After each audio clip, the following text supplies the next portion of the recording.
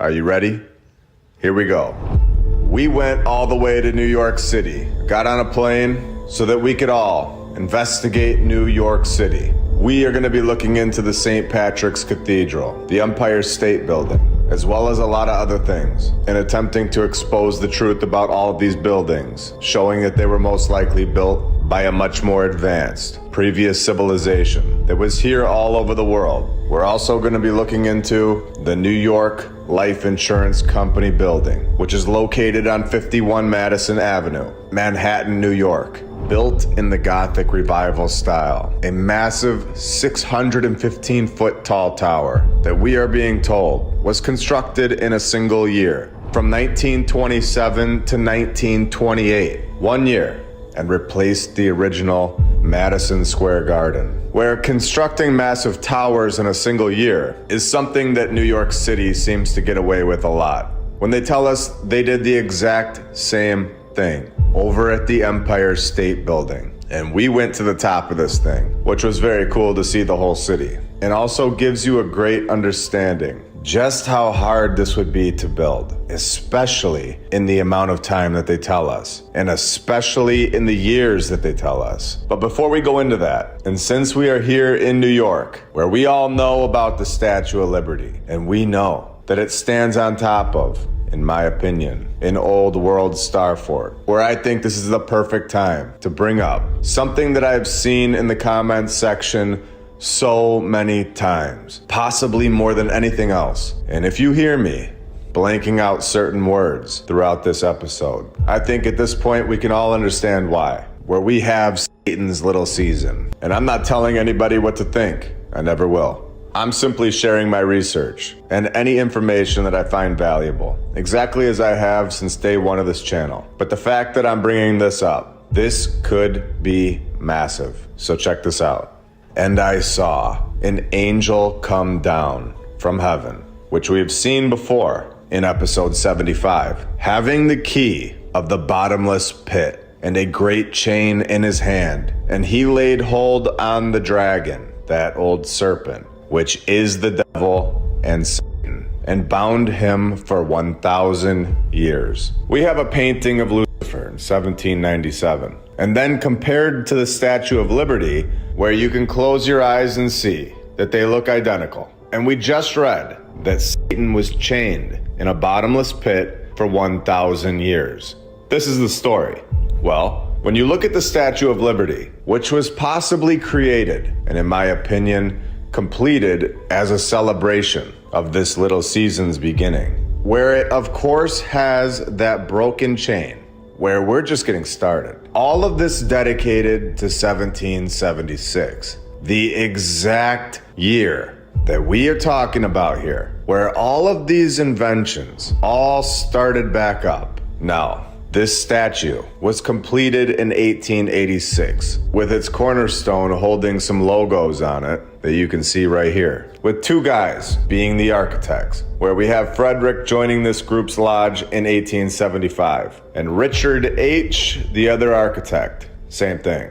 Is this statue a celebration for Satan's return? A celebration for him fulfilling his 1,000 years, chained in the pit, finally getting out in 1776, and deceiving us ever since? Is this the reason that these palaces all over the world look so out of place? And now we get these horrible, basic, demoralizing boxes to look at. Now we can all ask questions, since we basically know that the mainstream history that we've all been told is filled with a ton of lies, where we get clues and destruction of our past right after this date of 1776. We get all of the great fires, where the mainstream narrative gives us basically 0 lives taken, yet complete and total destruction of all of these cities. Is this not something that the one that just broke out of the pit would do? That he should deceive the nations no more until the 1,000 years should be fulfilled. After he should be loosed a little season, catacombs, great fires, complete chaos, wars, total manipulation, worldwide confusion for decades, the food that we're fed, the water, inverting everything, calling it Lady Liberty when it's really a man, power, control, separating families, creating 2 asylums, an orphan asylum for the kids and an insane asylum for the adults, resetting everything, and then sending us back to the horse and wagon era, and trapping us on this false map. All technology being reset, traffic, and I'm not talking about the cars, financial difficulties for 99%, holding interest on currency or usury, everything that a morally good individual would never do to a population. And we all know at this point that these groups all follow this individual that's possibly in its little season, where if you've done this research for a long time, you know that they are very spiritual.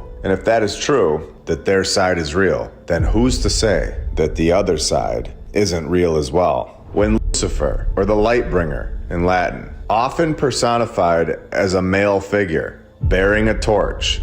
And who else is holding a torch?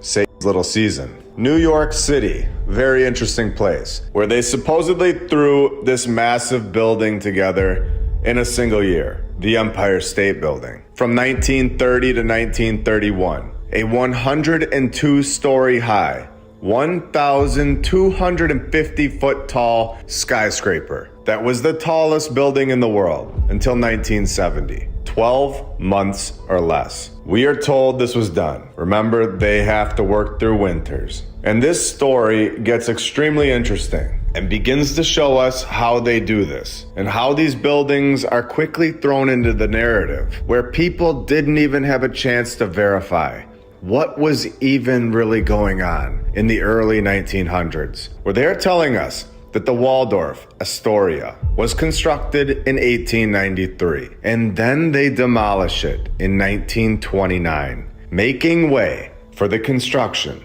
of the Empire State Building. So immediately, alarms should be going off in all of our minds. This narrative has just started, and we have already found something massive, where they were knocking down Renaissance Revival style hotels after just 36 years. Now, a side note, I just want to add in my personal opinion at this point, where you can believe whatever you like. But I believe that these buildings, as we've seen in Chicago, were actually constructed somewhere else in New York City. And they were demolished in 1929, but not to be replaced by the Empire State Building. I believe that the Empire State Building was always here. And these construction photos are ridiculous, where they are clearly edited. And they even admit that some of these photos were basically to trick the public when they say that this famous photo of the guys sitting on the beam was arranged as a publicity stunt, all a part of a campaign promoting the skyscraper.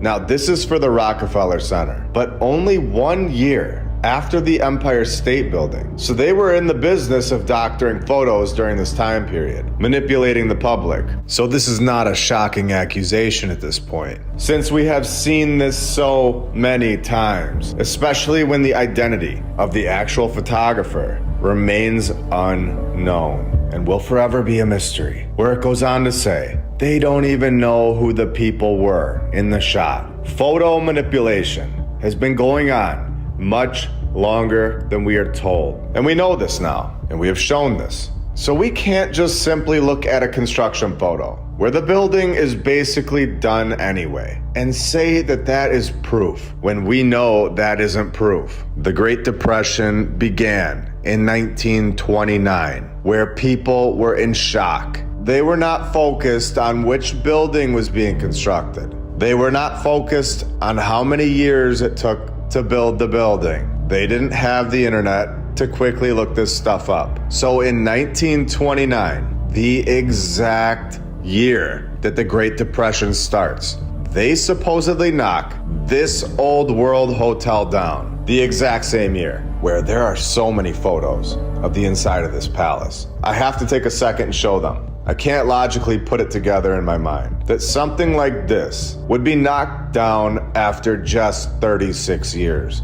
If you want to know my opinion, just looking at these photos, matching the dates up with the Great Depression, and then giving us the narrative that the tallest building in the world just shows up after a year with fake propaganda to convince the world. It just couldn't be more of a lie, in my opinion. So they knocked this thing down, where we can come back to this hotel one day. There is so much in this narrative that I could do an entire episode on this one. But I want to go to the Empire State Building's website, giving us this timeline where they knocked down this hotel. And from 1929, they are able to destroy a building, clean the whole thing up, get the designs ready for the tallest building in the world, get all of the materials together, all during the Great Depression, where inside the building, they are telling us that the steel often arrived still warm from Pittsburgh, which is like 400 miles away. And remember, they weren't driving Lamborghinis. By the 1930s, there were long-haul trucks with a top speed of 25 miles an hour. So, this was a lot longer than 6 hours. And who knows what the highways were like. We are shown a bunch of dirt roads in the cities at this speed of 25 miles per hour on a highway that isn't bumpy and has hills. So doing 25 miles an hour the entire way.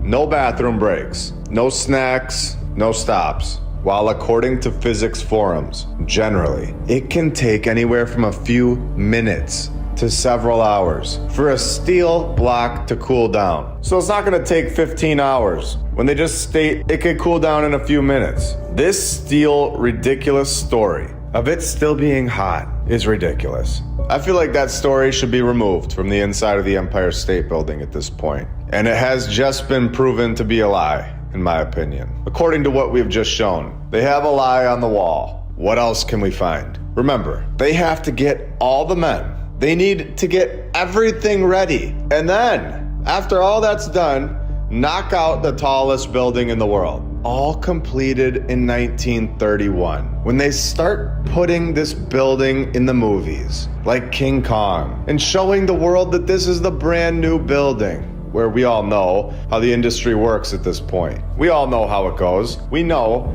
that it promotes the narrative that it wants to, and it promotes the people that are in the group, and that's fine. They can do that. But it is our job to understand what is going on, and what has been going on for a very long time. Where it says, it is the first of many iconic roles the building will play on the silver screen, and among its most important pop culture moments, in my opinion. This is an old world building that they are just throwing right into our timeline, right during the Great Depression, and pretending like it was never there before. This is a magic trick, and I bet you they were laughing the entire time, when nobody even realized it, since they did it when the population was most vulnerable financially. Now for the fun, are you ready?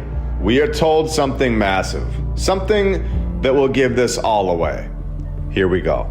The firm was founded in 1920, a partnership of Richmond S. and William L. Richard was the administrator. Remember, the plans had to be perfect. He had to get the entire project of the tallest building in the world, get it all together in a single year, and completed, where it states that Richard's planning skills facilitated the completion of the construction in a year. Richard's planning skills were recognized. A man that had the same name as his dad, a teacher for 4 years, and a member of the Sphinx Society, where his legacy states that he was also the lead architect for the landmark 1937 Williamsburg houses, housing development. So are you ready to see what these houses look like?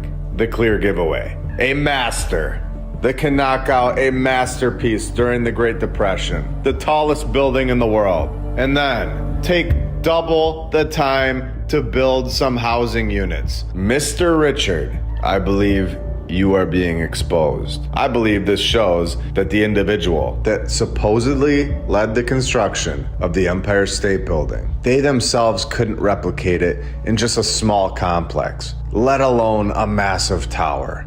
They never did it again. In my opinion, proving that this building was not constructed when we are told it was. Really quick, just want to show you all. Modern day Donkeys Incorporated. Lots of distractions, we are told. much less effort. Lots of evolving and lots of advancing. No. Look at those wheels high in the air. It's so cool that we can use that cage on the ground and up in the air. It's so amazing. And throughout New York City, we can see the previous civilization's buildings, hiding behind our ridiculous, pathetic scaffolding. This needs to be addressed. We have these $5 plastic poles next to this detailed stone building. And it's like this throughout the whole city. A clear shot, clear proof that we are going backwards. There's no advancing going on. There is zero evolving. As I've said before, we are as advanced as we're allowed to be. The roof of these things look like something you'd just go put on the top of your hut after you've crashed on a deserted island and needed to use the washed up garbage that you found coming up onto the beach. Can you believe this is our civilization's choice? New York City, get it together. This is horrible. Then you have modern construction, the basic box style, which hurts your eyes just looking at it. And then we have the Hearst Tower, where you have this castle-type building, and they've attached this modern glass, weird-looking building right on top of it. A very clear contrast between our civilization and the previous civilization. Some triangles and some glass versus very detailed stonework. One that will last a few decades and one that will last centuries, if not longer. It's time to go even deeper into this when we take a look into the St. Patrick's Cathedral, where they tell us that Archbishop Hughes laid the cornerstone in front of 100,000, not 99,000, not 101, 100,000 on the dot, near the intersection of 5th Avenue and 50th Street. Though the precise location will forever be a mystery and remains unclear. So let me get this straight. 100,000 people were there, yet nobody can remember where this was. Nobody documented it. Not a single person of the 100,000 remember where the cornerstone was. Nobody knows for the rest of time. This is ridiculous and a total lie in my opinion, where I believe that the cornerstone on most of these buildings holds valuable items from the previous civilization, where we have seen this a few times before, but I believe they know this, and this is why they don't want to let us know the true location of the cornerstone. They go on to tell us more nonsense, where this cathedral was mostly funded from the parishioners of the churches, who were mainly poor Irish immigrants. So poor Irish immigrants were funding this palace. Please tell me in the comments below, what do you think of that? Where I think these are the perfect people to fund massive projects. The poor people. Yes, this is the mainstream narrative for you. That was almost as good as the master prisoner construction teams that we've seen all over the world, where they have zero training, but just knocking out star forts in a year. No problem at all. So at this point, we know that something is definitely off with this cathedral, especially when they tell us that they held a design competition for the chapel, where it's another AI repeating narrative that we have seen over and over. They just had so many architects in the 1800s, just waiting around, all in every city, and they were all perfect, never a mistake. And they were fully trained to knock out palaces. They had so many of them that they were just forced to hold competitions. So many master architects back then. No, with a nice completion. Construction photo. Yeah, that thing is done. Where they just destroy this thing over and over. Restore and upgrade. We went there, and this was no project funded by the poor Irish people, let me tell you. Nothing against poor Irish people, of course. They are incredible people. But it just seems like it would require a budget that even the Irish middle class would struggle to afford. While walking up to this palace, we noticed the massive doors. Again, in my opinion, constructed for people much bigger than us. Not only do you feel a presence inside this palace from just looking at the detailed architecture, but we have shown in episode 72 that catacombs are under a lot of these massive churches all around the world. And we also know the old St. Patrick's Cathedral holds catacombs. We were told that, and we were told that this one does not. But we all know this may be a lie. We have a few more videos here that I want you all to see of this place. It was possibly the coolest old world building that I'd ever personally been inside of to this point, which was right up there with the Basilica of St. Louis. Well, and then they just built a new church a few years ago over by me, but I'd have to say the St. Patrick's Cathedral just barely beats it. I did have to sleep on that decision. Notice, they both have the window in the front. Pretty amazing. Just nothing like our construction. Took them a whole 10 years. It was a great attempt by our civilization. I would love to know who the competition winner was of the 2020s palace. Look at the columns. They're just jaw-dropping.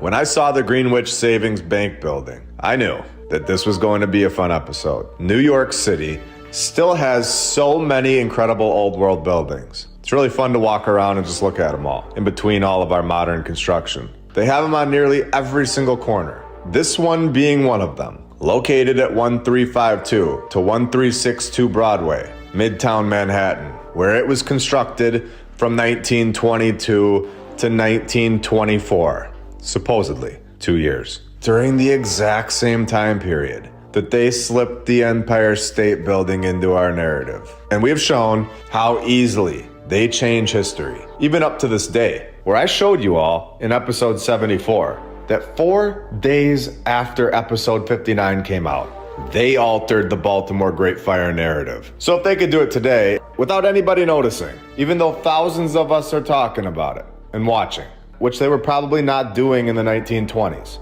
So even with us watching, they're still able to switch it up. So we know here that 100 years ago, changing narratives was a simple task. When we are, of course, told that there was a previous bank, which we've seen so many times, where it moved, not just once in 1839, just 6 years after being found, but it moved again supposedly in 1846, and again in 1854, and then again in 1892, and again in the 1920s. So we have 6 different buildings attached to this one building's narrative. This is a clear pattern that we have seen, where this is all misdirection and confusion in order to explain away this palace of a building that was constructed by the previous civilization. And we all know this now, where they of course hire Mark and his son to get the job done. A clear pattern that is given to these buildings' narratives all over the world.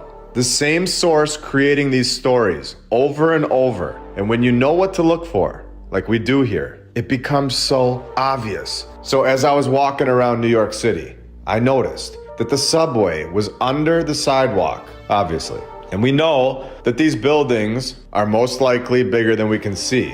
And the street level is most likely not the foundation of New York City. And this is when I found all of these other places in New York City while walking around. The sidewalk that we are walking on is not what you think it is. It is the ceiling to the underworld, where you can clearly see that this is the case, that the true foundation of the old world is below our feet. New York City right now, today, has so much more going on under the street, and has so much more than we can all physically see. You can even see the lights coming up from underneath the city, where we can go over to the New York Public Library, a palace library, in the middle of all of this, where you no longer have to travel to Italy to see this kind of architecture. Thank you to Donkeys Incorporated.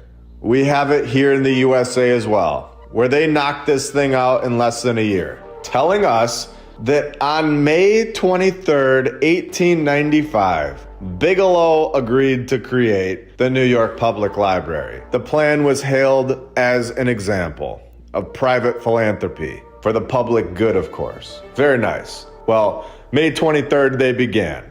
And December 11th, a great Christmas present for New York. The building names its first director, and this thing is done. Where they tell us on their website that they, of course, held another design competition for this building as well. This is amazing. Palace after palace, and every winner of the 1800s was perfect. There was never a mistake. There was never a bad construction team back in the day. They were all reliable. Every single one that won their competition all over the world, you could count on. And in a photo from over 120 years ago, this does not look like a brand new building. It looks like it's been there for a very long time and just had the New York Public Library engraved into the top and stuck some flags out front as a symbol for their takeover. So check out the inside of this place. I wasn't able to go all the way inside, but I was able to see the lobby. Massive doorways, 30-foot high arches, stairways on both sides, not a single sheet of drywall in sight. This was just your average 1800s palace. I would love to have a library card to this place, where I'm guessing this was not originally constructed to be your local library. And I'm not sure if I should talk about this next place, and we all know why at this point. Episode 59 had some issues with it. So I'll try to do this, but in a way where you might have to comment below and ask someone what I meant. But hopefully you can all understand what I'm trying to say. Here we go. Do we all know this location? Around 23 years ago, it was on the news, and something massive happened here. And we have talked about the catacombs, where they charge an entry fee to nearly every single one, to see what they have done to the people, putting them into geometric patterns. People that were taking up too much space, supposedly. Well, we have the same sort of weird thing going on here. Charging us money to go and see this memorial that they've put together, supposedly for the victims, but they collect money for you to go inside. It's a very strange thing to profit off of, in my opinion. And putting one of these at the front gate. And is this not just rubbing it all right in our faces? All right, I'm moving on. Maybe I'll go live on Rumble one day. So make sure you're following me over there. For now, let's go to the Grand Central Terminal, where they tell us that this was born in 1913, where they just skip over the whole construction part of things on their website. They just start the story off by saying, it's here for us all to see. So let's see why they did this. They don't seem to want to share those details, where it starts off by saying, the original Grand Central Depot is constructed in 2 years. 24 years before the power tool. Here it is, right here on their site. I'll zoom in so you can all get a better look. Can you believe that they tell us 2 years to construct this, when it takes 2 years to build a strip mall in 2010? This is ridiculous, especially when they tell us that they need to redesign it 27 years later, because this one just wasn't cutting it anymore. It's time for an upgrade. Reopens, and we get a crash 2 years later, of course, where they invite architecture firms to compete in yet another design competition. This is incredible. This is in 1903, and the same year, less than 6 months later, in June, construction begins. And then in 1910, they demolish the old Grand Central Station, where, in my opinion, there were multiple stations, and they're both old. This one that's here today is also old. It's not new. So they knocked the other one down, and 3 years later, 1913, Grand Central Terminal opens up, supposedly. This is incredible. I believe it was here all along, with an interesting bullet point here, down at the bottom. Possibly an exposure of what has been there all along, when in 1994 to 1999, Grand Central North, a series of tunnels between the terminal and streets to its north, is exposed to the world. Constructed. When during the same years, the terminal was destroyed.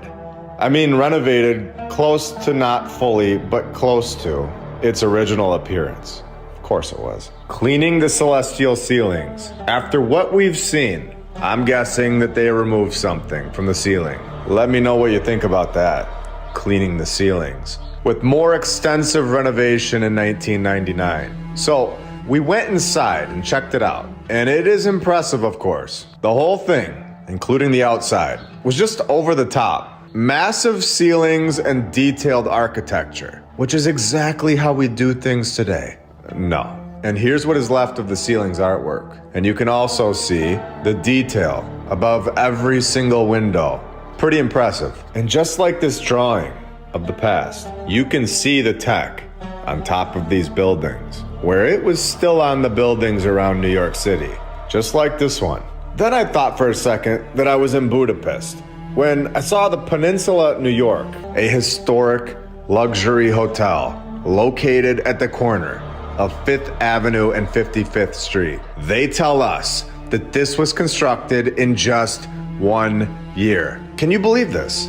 Over and over, they tell us 1 or 2 years to construct palaces built with limestone and granite. Italian Renaissance Revival style palaces. 12 months, no problem at all 120 years ago. Where we get the repeating names. The Byers, just great pals. Henry Goodwin and Henry Hoyt. Let me know in the comments below what your favorite example is that we've exposed so far of the repeating names. I'm gonna try to tally up all your comments and use that example for the one in the future. The building would be designed by Hiss and Weeks, constructed by the General Building and Construction Company. What a name. We just build general buildings, just average general buildings in a year. Oh, and we forgot to mention, they're in the Italian Renaissance Revival style. So you can search all you want for the General Building and Construction Company. You will never find it with a name like that. Just the way they like it. The General Building Company. Incredible. Where they got to it, of course, in the 1980s. This was originally named the Gotham when they opened it back up in 1905. Built in 1 year. Can you believe this? I honestly can't believe that this was ever overlooked. Especially when they tell us to build the whole thing only took a year. And then the renovation process takes 6 years. After 80 years of evolving and advancing, and it takes 6 times the amount of time to just renovate it. This is not a trustworthy narrative at all, in my opinion. Something massive is off. The renovation should not take 6 times the amount of time 80 years later on a building that was supposedly easily thrown together in a year from start to finish. I believe that this is a clear-cut lie and has been fully exposed to the world. Now we have some really cool footage on top of the Empire State Building of the entire city of New York, where I need to make sure we put this in the episode so we can all look back on it, where it's not every day for most of us that we get to see the skyline like this. So figured you'd all want to see it.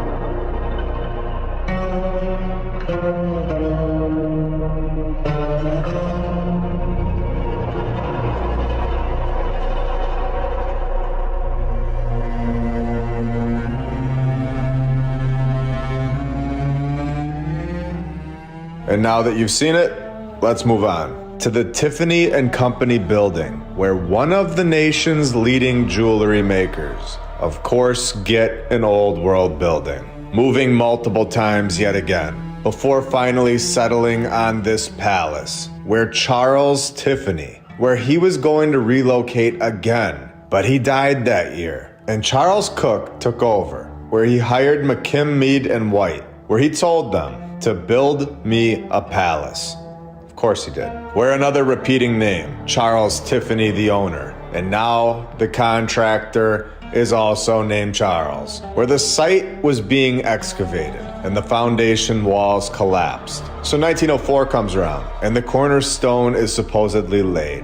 1905 hits. And what do you know? The Tiffany building opens up. 1 year yet again. We have repeating names and 1 year to finish the entire building. Where I'm just thankful that they did not have a fire story this time. Wait, what is this? They have a basement, and this basement has a vault that explosives and drills could not penetrate the vault. When the vault experienced a minor fire in 1914, you gotta be kidding me. So we do get the fire nod. I thought we made it through without that nod, but no. And of course, they go on to give us this weird story where there is supposedly a fire inside the vault somehow, where it must have been the neighborhood ghost or a planned fire, because where the guards knew that there was a fire inside the vault. Remember, it's inside the vault, so they must have shut the doors afterwards. Yet, these guys refused to let the New York City Fire Department firefighters inside. Does this sound off to you? Could you imagine? You have a vault in your house, and it's locked. And now, out of nowhere, there is a fire inside of this vault in your house, somehow. And we know there's a fire in there, somehow. And the firefighters want to go in and put that fire out, but you're just not letting them in there. Does this sound sketchy or what? Where the vault was accessed by a marble hallway. And don't forget that all of this was built in 1 year, supposedly, with decorative gates at one end. There was also a safekeeping department with Gustaving tiled ceilings and marble walls. This is very standard work back in the day. Just telling people to go build them a palace, and it would be done. No problem at all. And it would be there forever, looking better than anything we ever construct today. And definitely everything that we build today in a year. This is a very believable and acceptable story. No. Where the first story of this building originally contained 10 tons of bronze fixtures, which was, of course, removed from the store in the 1952 renovation. And then we have this, the St. Thomas Church, located at 53rd Street and 5th Avenue, Manhattan, New York, where they tell us that in 1823, some people decided it was time for a new church, with the cornerstone being laid in July of 1824, where the first church opened up in 1826. 2 years, wrapped it right up, while taking their donkeys for a walk. Again, multiple churches to explain this one away. Designed in the Gothic Revival style, where they had to remodel the church just 18 years after getting it done. In 1844, that church just wasn't cutting it to accommodate a growing congregation.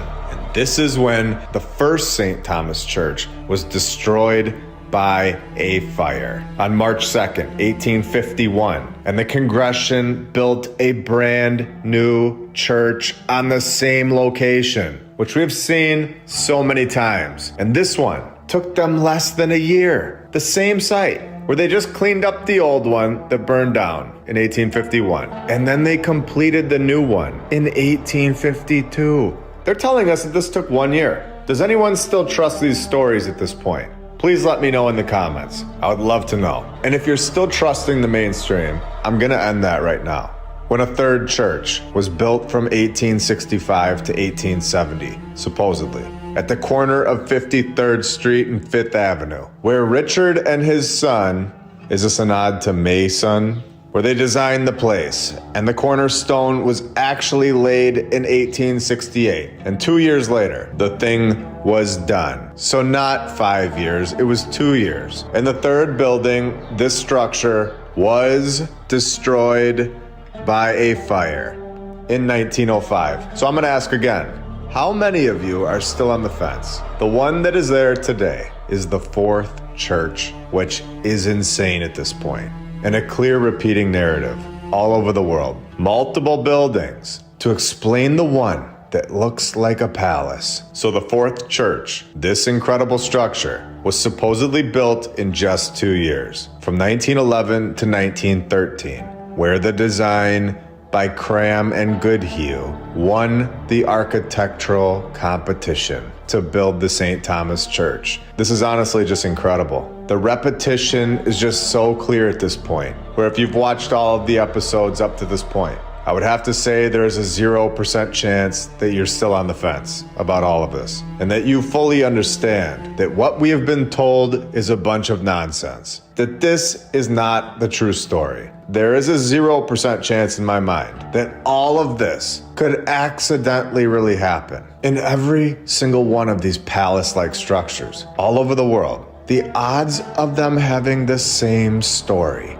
for every single old world-looking building, it has to be 0%. And you don't need a math degree to understand that. You can see with your eyes that this is not something that was built in 2 years, with no power tools, and had 5 fires. The sidewalk in my neighborhood took 3 years to put together. There is no way that these buildings were getting knocked out over and over in 24 months or less. And these depictions of everyone riding around on horses, and then you have this palace with garbage houses in between, is complete nonsense. These depictions are not factual evidence of the past. These are just paintings. And we all need to understand this now. And it even tells you this is a painting. Where I've had some people on X tell me that paintings are true depictions of the past, that they are construction proofs. So I just need to make sure that everybody understands and is on the same page. That I can go and paint this tonight and put a spaceship in the background. This doesn't mean that there was actually a spaceship there. It's just a painting.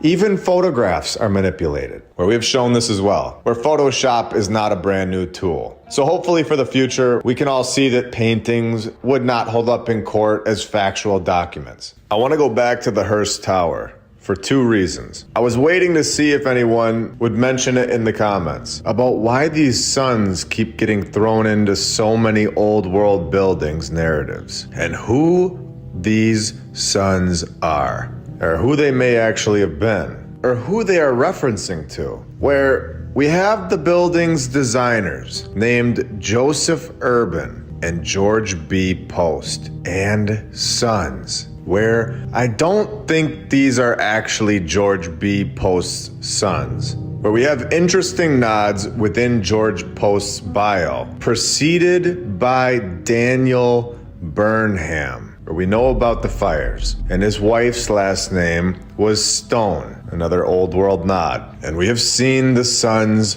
thrown in at the end of so many of these projects' narratives. Well, who else is Sons? The May Sons. Are the Sons actually the nod to that group? Well, we're allowed to ask questions. We have found so many repeating names, this being just one of them. Over and over, we find clues as to why these narratives could not possibly be factual information. The amount of repetition would be impossible in stories that are true. Where we can go back to George B. Post's narrative, where he was under General Burnside, and then preceded by Burnham. We have repeating fire names within the same guy's narrative. And I'm not done. Are you still on the fence?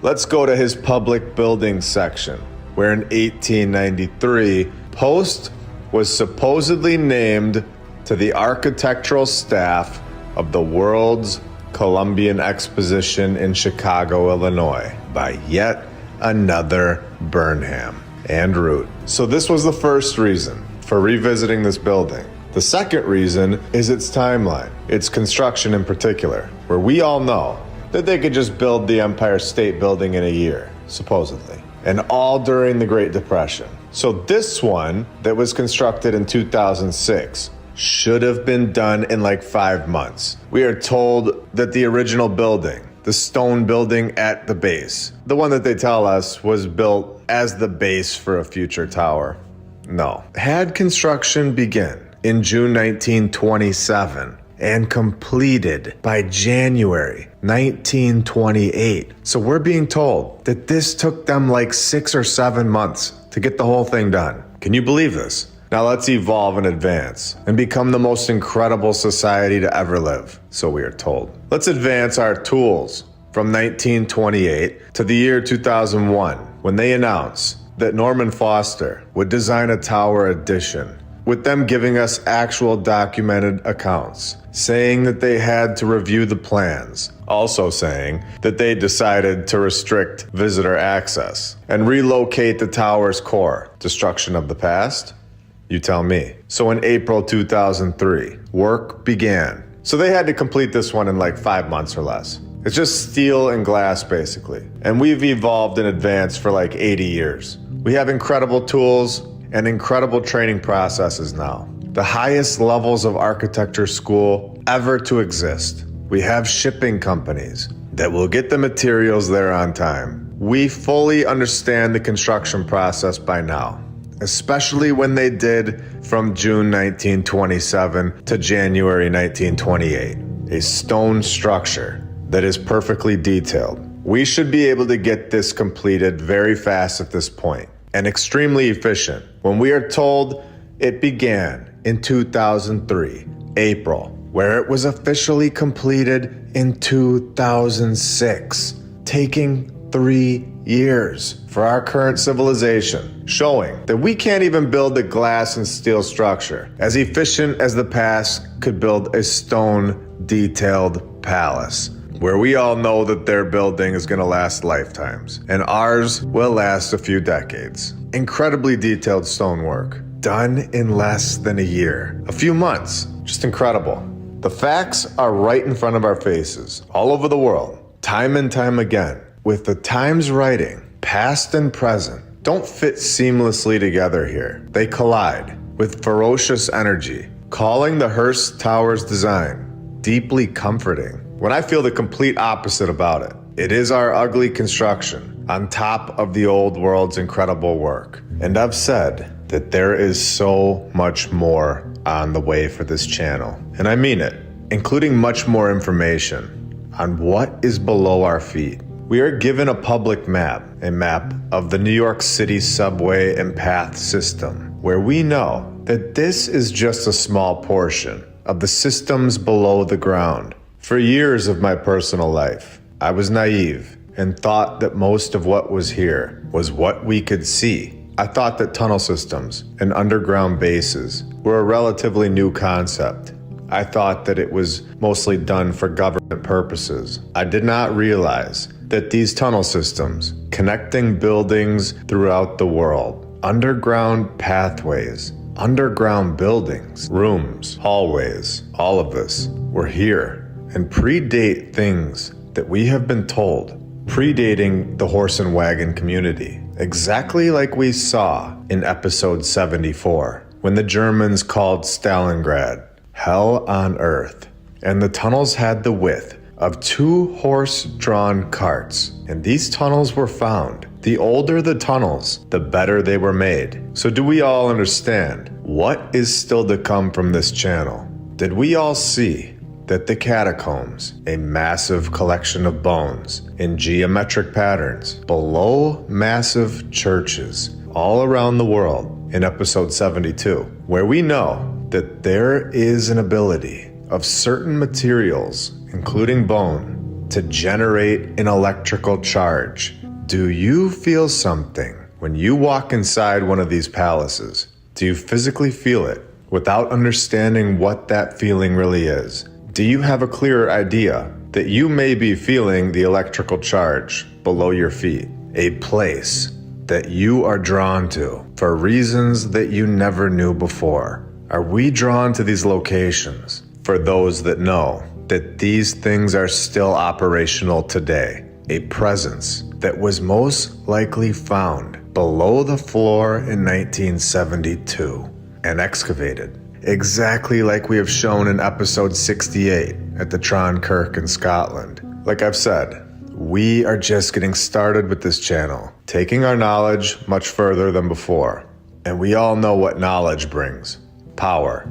We unlock our minds. We free ourselves to become stronger mentally and physically. Being able to think with an open mind is one of the greatest gifts that we can be given. Being able to question things and think logically is the only way to find the truth. Now, do we all remember when I said that I'd be waiting to talk about Flushing High School? A high school that looks like a massive castle. A high school that has a narrative that I'm going to expose right now. The oldest high school in all of New York Well, today is the day when they tell us that Flushing High School was originally located somewhere else, on the northeast corner of Union Street and Sanford Avenue, just having multiple buildings pinned to the narrative yet again, telling us that an entire high school thrown together in just 3 years, from 1912 to 1915, where they tell us that in 1875, the first Flushing High School opened up. A large 4 to 5 story building served as the town's high school. A large 4 to 5 story building where the first year that Flushing High School operated, there was only 7 students. Is this not 100% confirmation that these buildings were not constructed for our civilization? A massive 4 to 5 story building that our civilization only needed 1 room for 7 students. How much clearer could this get? Did we just find something massive or what? And they don't tell us anything about the first Flushing High School's construction, just stating that it opened up in 1875. Who built that one? How long did construction take? Where did the materials come from? Who was the architect? Where the mainstream completely ignores the most important details every single time. And I know we are 100% correct that these buildings were built by the previous civilization, and we have found and unlocked the keys to their narrative. We have found massive clues to the game, and I'm going to show you this yet again. Are you ready? When a fire on the top floor of the 1875 Old World Flushing High School's building broke out in September of 1908, where I think at this point, every single person that is studying this narrative and getting ready to show it off to the younger generation seriously needs to reconsider. It is no longer factual information at this point. It is very clear and obvious now that we have been told pretend stories about our past when the building needed to be closed for several months for repairs. And of course, yet again, we have no idea how this fire started. We're the New York fire ghost, just going from old world building to old world building, over and over. And nobody ever asked these questions before, I guess. We never asked, who was lighting these buildings on fire? How did the fire start? Where is the fire damage on the building for the ones that are still standing? Who demolished the old building? Which company was this? That all ends now, today. We are asking these questions. There are so many flaws in the narrative that we have all been told. Flushing High School, where? Didn't they tell us that the old one was 4 floors? Maybe 5 floors. But we're of course unsure. They forget these things, of course, from the 1800s, but have a crystal clear memory about things that happened in the 1300s, or even from 4000 BC. When we are told on nyc.gov that the supposed new Flushing High School is also 4 stories, where I'm gonna guess that the one that's here today is the original building. And this story that we were all told about this mysterious, massive old Flushing High School that only had 7 kids attending it and has no construction story and then holds a fire. All of this is, in my opinion, ridiculous. It's incredible. Well, I hope this episode has opened your eyes and shown how repetitive the narrative really is. Every time I see it, I still can't believe that we actually found these clues, basically in real time, while creating these episodes. You have seen, from episode 1 until now, the progression in real time. You have seen the clues unravel, and we are just getting started. This channel has so many more incredible things on the way. I have a lot of ideas that I can't wait to put into action and show you all. I think you will all enjoy it and be extremely entertained. And it will, of course, all continue to open the doors for more and more people all over the world, in every single city, to see this information, to see these structures that don't fit into our timeline, to see these coded messages, these keys and these flaws in all of these narratives. Every day, more and more people are seeing it. And it's a lot of fun being a part of this community, and a lot of fun seeing more and more people finally see the truth and to get their power back and understand that there is something so much more incredible going on here in this place that we all live. And to always remember that once you finally see the truth, once you finally see all the flaws in what we have been told, there is no going back. I emailed the Highclere Castle, located in Hampshire, England, and I like to ask these buildings directly what their history is, especially when the narrative doesn't give you exact dates of construction. So here's what happened. I said, hi, I am doing a project and just need to know what year did the construction start and end to actually build this castle. The second question, who was the architect? Third, which construction company was used? Now let's get some answers. They replied with, good morning, thank you for your email. May I firstly ask what the project is? So they obviously know that I'm onto them, or else they would just simply answer the questions. They also say, you might find this blog entry helpful for your questions. So they're directing me away on some treasure hunt. So I redirect it back to them. I say, I've come across that information before, but was unsure of the exact start and completion date of the construction for this castle. I say, I can't seem to get a date anywhere, which seems odd. They reply with, thank you, but again, Highclere is a private home. What is your talk about? So they cannot answer these simple questions. And this is when we press harder, because we know, because they have zero documented evidence proving exactly when this castle was built, because it was built by a previous civilization and they are occupying their work. So I tell them that I'm doing a project about castles and buildings that have incredible architecture. So they reply, it was first built in 749, which remember, is 1,274 years ago. This is before the St. Mark's Basilica, which we were told was built in 4 years, in the year 800. So about 100 years before that, before people even knew how to make paper, this individual truly believes that this castle was constructed, no problem at all. So I press harder, because we're going to prove that this is all nonsense, and that the castle itself has zero clue about the construction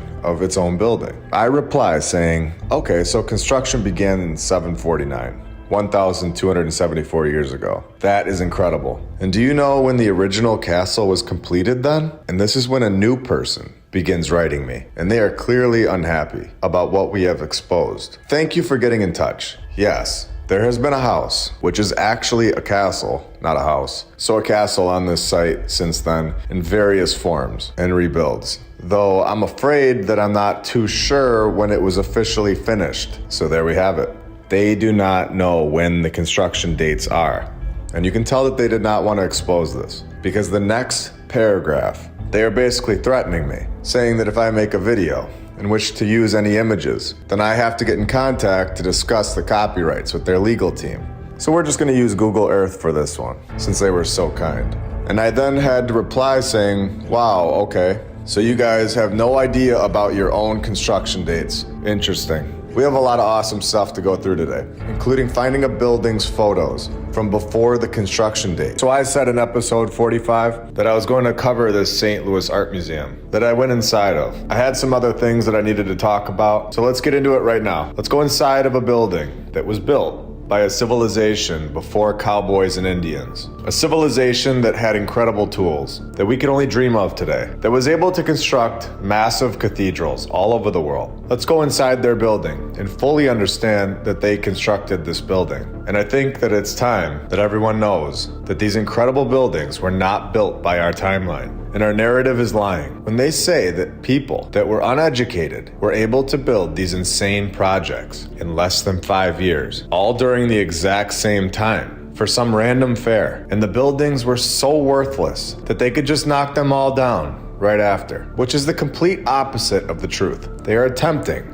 to degrade this incredible construction and pretend like it was so easy. Yet our civilization can't even build a sidewalk that lasts for 20 years. For anyone on the fence, or anyone new to this topic, get ready to have your mind blown and see what the previous civilization was all about. So let's just go right into the basement. I don't even want to wait around. We have what they call the Stone Sea, where right here in the narrative, as a side note, they say the artist fabricated 25 arches, each measuring 10 feet high. He fabricated them? What a bizarre choice of words for a supposed construction process. This is one of the weirdest things I've ever seen in my life. It's literally just sitting in this weird confined area that nobody can even really see anymore because they have built this new part of the building around it, hiding it from everyone. And they even have the blinds pulled down inside, so you wouldn't even notice them if you didn't know what you were looking for. It's weird. It almost looks to me like these are charged magnets pulling an energy from the earth. So let's continue with the narrative, where the supposed artist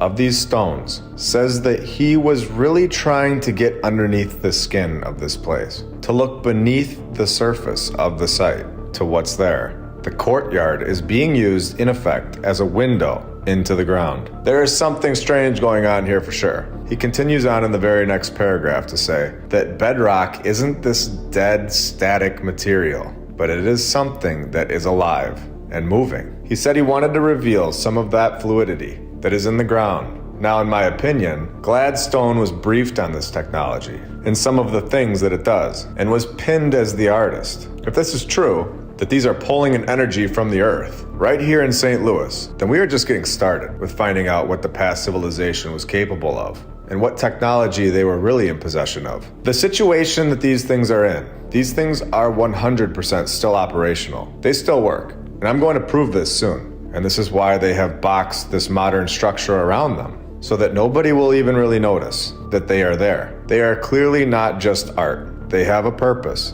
and they are the past civilization's technology. There is an energy in St. Louis that the previous civilization knew about, and I believe that they still know about it today. So this is when Gladworthy admits that these are technology, where the tight space compresses the sculpture and gives it tremendous energy. So let's get this straight. They are still using these and attempting to hide it from everyone by blocking it off with this new cafeteria. Incredible. I think the fact that they have hidden this from everyone with a brand new cafeteria is very telling. There isn't even that many people inside the building for it to need a cafeteria. It's very strange. Now we have the Trinity Church, which is incredible and clearly from the previous civilization. But I want to go deeper than just looking at this church. I want to look into the guy that supposedly drew it up, Henry Hobson Richardson. And here we are given a partial list of buildings where they tag this character as the creator. And it gets really weird when we go and click on this one, the Ames Monument. Look at how many massive buildings he was just knocking out in no time, in the exact same time frame, all on the east coast of the United States of America. And then all of a sudden, there is a slip up. He is pinned with something in Wyoming at the exact same time. And what do we have here? A pyramid, of course. And let's see where this thing is located, because this is where things get very strange. Let's all take a look at this thing together, using our knowledge on the topic, using common sense and facts, remembering what the AI, ChatGPT, has told us about logistics. Here we go. Remember, he was not even close to Wyoming in 1878, 1879, or 1880. He was in Massachusetts, building the Sever Hall in 1878, building the Oaks Ames Memorial Hall in 1879 to 1881. So he knocked that one out with ease in just 2 years. It's very simple stuff in the 1800s, when today, this project would never be completed in less than 24 months. And we all know this. Oh, and how could I forget to mention that Sever Hall was also built in less than 24 months. Insane. He was also off building the rectory for Trinity Church in 1879 to 1880. So this one took less than 12 months. This isn't possible at this point. And we all know this. It's not even close to possible, actually. But because this is what they're telling us, let's keep going. He was also building the F.L. Ames Gate Lodge in 1880, which also wrapped up in less than 12 months. I think this guy deserves a statue and a holiday. This is incredible and a total lie. Stony Brook Gatehouse in the same year of 1880. Took a solid year to complete, which is probably the only one that would make sense that it was built in a year, if he had no other projects going on at the same time. But he did. Thomas Crane Public Library, also in 1880, built in less than a year. Very easily, since he, of course, had the supercharged horses and wagons, the twin turbo stallions, and he also had time to knock out houses for people. The Dr. John Bryant House in 1880, and there's no photo of this place, but here he was in New York as well, building the Albany City Hall in New York in 1880. And this one took a lot longer and was a struggle. taking a whole 3 years to build. How pathetic in the 1800s. No wonder we don't get a day off for work for this guy. Oh, now I know why it took him so long to get this thing done in 1880. The building was destroyed by a fire. So wait, so they did get it done in less than a year, originally. But the fire destroyed the whole thing. And a new design by Richardson was commissioned, of course. The cornerstone was laid by the local Masonic, did I say that? Fraternity in 1881. So they got this whole building all cleaned up and out of the way so fast in 1880 that they were ready to lay down the cornerstone in 1881. All the plans were ready to go. Very simple and easy 140 years ago. The building was completed and opened in less than 24 months. Winter was not an issue, of course. So yeah, just knocking out massive buildings very easily. And of course we get this fire story in there, which we all know what that is by now. If you are new here, you will enjoy learning about the fires throughout the first 46 episodes. It's a clear giveaway that the building is from the old world, a nod to their group. And right in the middle of all these incredible buildings that he is throwing together at rapid speeds, construction that we have never seen in the history of our lifetimes, and never will see, because it's not logistically possible. And we know this. In 1879, I guess he had some spare time to get out into the middle of Wyoming in the 1800s to build a random pyramid, which was built to last forever. This is not logistically possible in itself, let alone with all these other buildings being built at the same time. But let's keep going. We have more reoccurring names, which we all know about at this point. Oh, and did I mention we have a photo of this thing from May 6th, 1869, which is 11 years before it was said to be constructed. And they state that it was built by the Union Pacific Railroad. Yeah, that couldn't be any more contradicting. How is that acceptable? I personally could never look at this kind of information and fully trust the mainstream history ever again. It honestly is fairy tale stuff for adults at this point. Now, I found some really cool pictures that I've been waiting to share with you all from the 1800s, and they are very strange. They are so out of place and just totally looks like our new civilization is just completely lost in the photos. This one is from Boston on 88 Commonwealth Avenue. At some point in between 1890 and 1899, you have dirt roads. You have these people occupying these buildings that they have zero clue where it came from. And here we have a few photos of Boston in 1890. And where is everybody? I thought we were told that Henry Hobson Richardson was off knocking out massive structures for decades before this. Looking and sounding a little more strange now? We have all of these incredible buildings and no people. Why would you need all of these buildings for such a small population? You wouldn't. The previous civilization was here before. They constructed all of these buildings, and they needed every single one of them. Here in Boston from the sky. It's obviously a drawing and not real from 1899. But look how the city is clearly laid out. It even has land that is perfectly formed, right on the water. Here we have the Boston Public Library with dirt roads. And of course, it's still here today, looking better than ever. Exactly like our buildings that we build today. Oh no, not like our buildings today. In fact, nothing like them. And then I went on to the historic New England website, and they have a page called Old Boston, which is pretty telling in itself. And the description here says, these are 5 images showing the development of Beacon Hill from drawings by J.H. Smith, made on the spot in 1811 and 1812. The guy is depicting horses and wagons with nothing around, and a huge mound that looks to me like they've dug this massive structure out from underneath the dirt. And this is one of the strangest pictures for me. It's from 1840 in Boston, where the population was only 93,000 people. And right before this photo in 1839, what do you know? Boston's lunatic asylum was established. Check out episode 13 if you're interested in that topic. Very interesting stuff. And people look so out of place, and they look like farmers. Nothing against farmers, but they're in a palace with dirt roads and horses. I'm not sure that I've seen many stranger depictions of the past than this one. If we zoom in on the massive building with incredible columns, we can see that it is the Boston Insurance Office. Well, we also know that this is from State Street, Boston. So let's have some fun and go even deeper. We have the 4 columns, exactly like the depiction from 1840. But can anyone see what is missing from the 1872 photo? Only 32 years later, something is missing. How about the entire bottom portion of this building? It's completely covered up. And the top of the building is also changed. So someone went in here and did something to these buildings and this area between 1840 and 1872. In 1862, we get the Boston Educational Commission to make sure everyone is being told what to think. And here we have the National Theater in Boston, where in 1852, the theater burned down, but they rebuilt it, thankfully, so that 11 years later, it could just be destroyed by another fire. And we all know about the fires, a great nod that this is an old world building. So we have this picture of State Street, and then we have an actual photo of the same street 60 years later in the year 1900. And everyone is still riding around on horses and wagons. This is another photo of State Street in Boston from 1850, where there aren't any people on the street.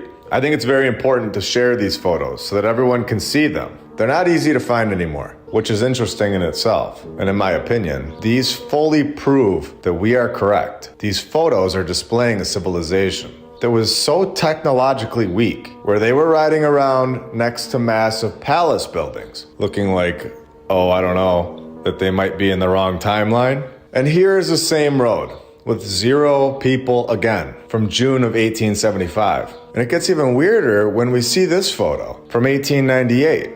23 years later, where they are digging up the dirt road with their incredible technology of shovels and wheelbarrows. And what is really going on here? Are they tearing apart the previous civilization's road that was under all of this dirt, hiding? These are massive and no ordinary brick. Comment below what you think this is. I think this is a destruction process, but would love to hear your ideas. And here we have this US Post Office building, which was the first post office building in the city of Boston to be owned by the United States federal government. They knocked this one down to build the John W. McCormick Post Office and Courthouse. And this is where I found that they are fully lying to us. Remember in the beginning of this episode when I said I found something massive? Are you ready to see what I found? Here we go.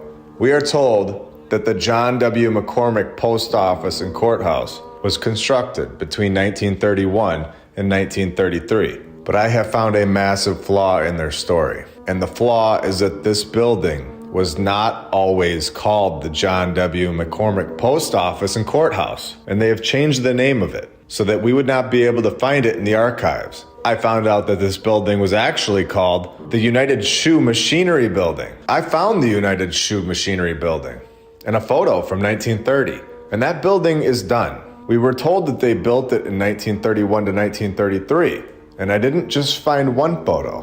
I found a lot of them. And this is incredible because this proves that we just need to go find what the building's name was before they say that they founded it. And it will then appear in the photos that predate the mainstream timeline. These buildings are older than we are told. And I think we found something massive today. And not only did they change the name of the building, but they have also changed the name of the street, with it being located at 50 High Street. And now the building has that street address erased from the side.